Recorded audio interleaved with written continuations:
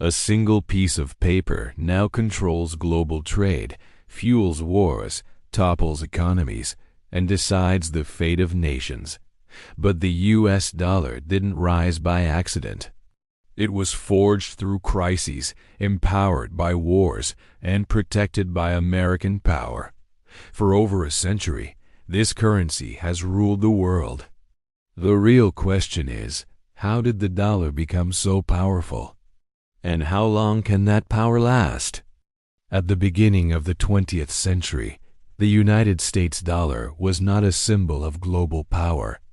It was simply one currency among many, competing with the British pound, the French franc, and the German mark in a world still dominated by European empires. London, not New York, was the financial center of the planet, and the pound sterling ruled international trade. At that time, most major currencies were tied to gold. This system, known as the gold standard, meant that money derived its value not from governments, but from physical reserves of precious metal. The US dollar, like others, was limited by how much gold the United States could store. Power was restrained, expansion had boundaries. But history was about to change course. The first major shift came with World War I.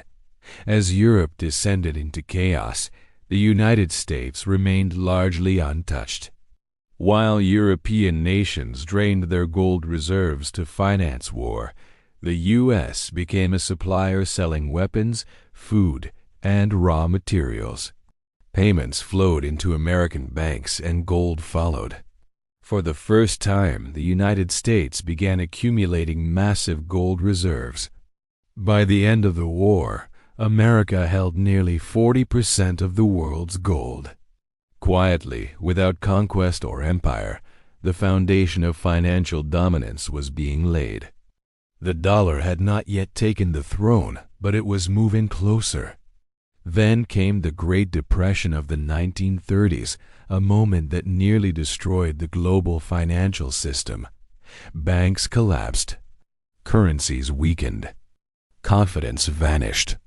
In response, President Franklin D. Roosevelt made a radical decision. He ended the domestic gold standard, allowing the U.S. government greater control over its currency. This move transformed the dollar from a rigid, gold-bound instrument into a flexible tool of policy. While the world struggled, the United States restructured its financial system. Institutions were strengthened, trust was slowly rebuilt, and most importantly, the dollar survived. By the eve of World War II, one truth had become clear. The center of financial gravity was shifting. Europe was exhausted. America was prepared, and the dollar was ready for its greatest moment. By the time World War II erupted, the United States was poised to become the world's financial center. Europe was engulfed in destruction, its economies collapsing under the weight of war expenses. American factories churned out planes, tanks, and weapons, and food shipments crossed the Atlantic to sustain allied nations. Payments flowed in dollars, and gold continued to accumulate in American vaults. The dollar was quietly moving toward global supremacy.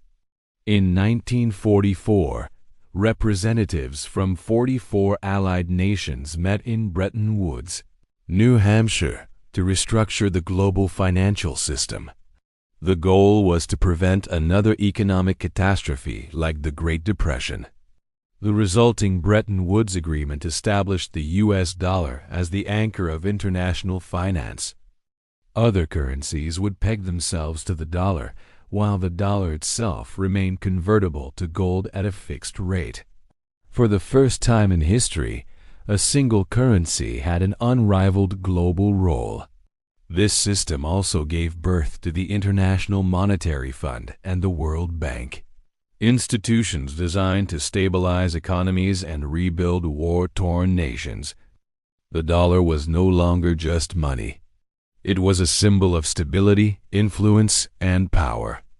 Countries depended on it to trade, invest, and survive in the post-war world. The war had not only increased America's industrial and military strength, but also solidified its financial dominance. Nations that once rivaled the United States in economic clout now looked to the dollar for security.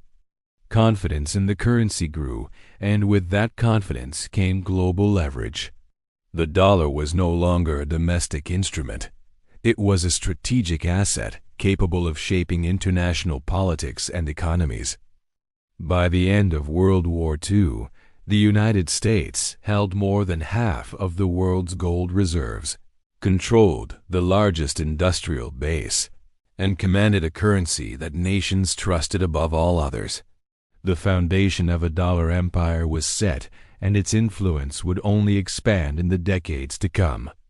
After World War II, the United States enjoyed unprecedented economic strength. Factories that had produced wartime machinery were now producing consumer goods, cars, appliances, and infrastructure. American companies expanded globally, and the dollar followed them. Confidence in the currency was at an all-time high, and nations around the world began holding dollars in their reserves, trusting it as a stable store of value. During the 1950s and 1960s, the dollar's power grew alongside America's military and political influence. The Marshall Plan rebuilt Europe,